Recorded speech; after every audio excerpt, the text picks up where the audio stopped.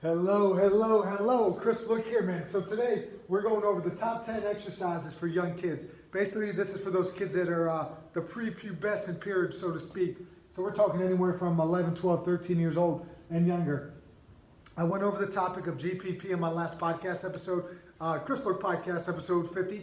And basically what GPP is just general physical preparation. What we're trying to do is teach young kids, trying to enlarge their bag of tricks, so as they get older, they're going to be able to fit more stuff in their bag, so to speak. That's the simplest way I could explain it. And the best way to do it is like that pyramid. You want to build the foundation first, and then from there, we're going to be able to specialize later in life. So what I do, we had parents in here, and they're like, hey, man, I don't know if my kids should be lifting weights. I think they're too young. And I'm like, all right, that's fine. You're allowed to have these concerns. But what we got going on here is a supervised workout program doing a lot of body weight exercises. A lot of this stuff that we go over today is stuff you're going to be able to do at home. So let's get into it. Top 10 exercises for youngsters.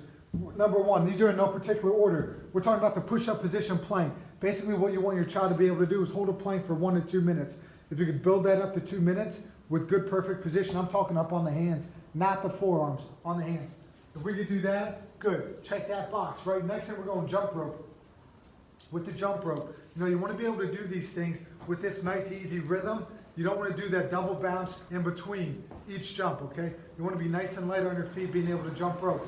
Get to 50 or 100, then you can start adding some different tricks here, stuff that we could talk about later down the line. Chin-ups, another big one. This is going to be tough for a lot of kids. If you cannot do one chin-up as a child, hang from the bar for 30 seconds. If you could do that, try to work yourself up to 2 minutes. So you could do 4 sets of 30-second holds. You could do a 1 minute hold followed up by another 1 minute hold. You could do 2 minutes straight, whatever it is. But build up some grip endurance, some strength endurance in those hand, forearm type muscles. For the chin up, we could do a chin up hold, chin above the bar. Again, try to build up to a couple sets, get yourself up to about 2 minutes, and then you start ripping some chin ups. That's one way I would progress it. Push ups. If you could do that plank for 1 to 2 minutes, we can start practicing some push-ups. I don't want to do knee push-ups. If you cannot do one good push-up, put your hands on an elevate your hands, put it on a bench, put it on some steps, do something like that. If you do the knee push-up, it takes your hips out of the equation. It takes your glutes out of the equation. That area, like pretty much your pelvis. You want to be able to have you want to be able to hold the push-up position and maintain good like pelvis position too. But when you put your knees on the ground, it kind of eliminates that aspect to it. The broad jump. Standing long jump, hands up, hands down, jump as far out as you can. Now we're practicing the hip hinge, where you're pushing your hips back and exploding forward. We need to learn the hip hinge. In addition to the hip hinge, we need to learn how to squat. Bending of the knees, goblet squat, elbows touch inside your knees, and then you come up, all right? We got to get elbows to knees. Use that as an indicator as you're coaching or talking to your kid about it. Barefoot running. A lot of parents, they say, my kid's so heavy-footed, he sounds like, an elephant's running, this, that, or the other thing.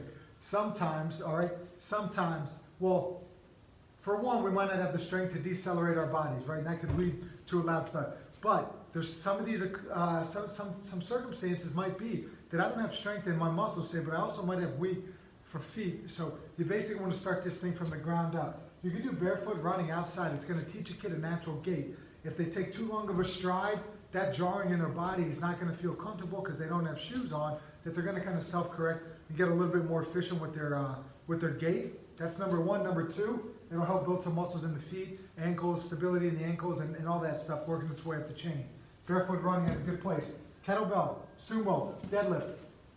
Weight's going to be in our hands this time, and it's going to be kind of a combination of a hip hinge, like we did with the broad jump, and a goblet squat as we let our knees bend too with it. So that's going to start teaching a hinge and a squat, and it's going to, as we get older, we're going to be deadlifting. So let's start learning how to do it now with the kettlebell in a sumo position. Turkish get up. This is going to be a video all in itself, all right? It's like 7 steps in one. Look it up, research it. If you're not comfortable talking to your kid about this, then don't have them do it, okay? You could do just a half of the move. You could do a quarter of the move. You could do no move at all and find a guy like me to have them and walk them through it or walk you through it so that we can get our kids on the ground and working from our ground all the way up, and then from all the way up right back down to the ground. It's being able to, it's like if somebody throws an egg at you, you want to cradle and catch that egg so it doesn't explode. When we do these get-ups, that's kind of what we're doing. We're kind of cradling and sinking into the ground as we lower ourselves. It's going to teach us how to fall a little bit. It's going to teach it's going to keep us safe in the long run. If we can learn how to get up and down off the ground, it's going to help us down the road here. As we're playing sports, we're going to get bumped down, or do we have the strength and the ability to get back up? When we become 70 years old and we are stuck on the ground, are we going to still have that strength to get back up? The Turkish get up, it's a great tool, it's a great exercise to get that going. Last thing here, for my top 10 exercises for the young bucks. Loaded carries, what does that mean? Sled pushes, plate pushes. Pick up a heavy weight in one hand, we call this a suitcase carry. Walk 50 yards, switch hands, walk 50 yards back. Next time, you have weights in each hand, farmer's walk now. Walk 50, come back 50. Things like that. Pick up a buddy, bear hug, walk him a distance, set him down. He picks you up, he walks you a distance, set him down. In this family too, for young kids, we could lump in different kind of bear crawls. A slow moving bear crawl going forward for 30 yards. Then you do a backwards moving bear crawl. Stuff like that. It's building up a work capacity, building up our ability to do work. Pushing a sled for 25 seconds and pulling it back for 25 seconds. That's 50 seconds of work.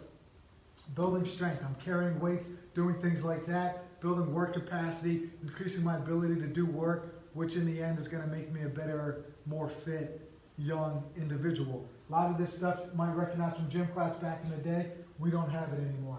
You know, there's a few bonus ones in here, things like rope climbs, monkey bars, stuff like that. If you have that stuff at home, do it.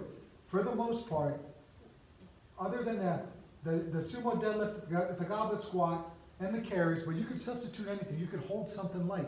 You know, it doesn't have to be a kettlebell or a dumbbell. We can do a lot of these at home, and if your kid is getting antsy because he's inside all the time and has nothing going on, no gym class, you think he or she is losing their, fitness or their ability to do specific athletic tasks, these are the 10 things I would do to get them moving. Remember, prepubescent stuff for the young bucks. Once they start hitting puberty, we can start expanding this a little bit. But right now, let's master this stuff, all right? GPP, everybody. Peace.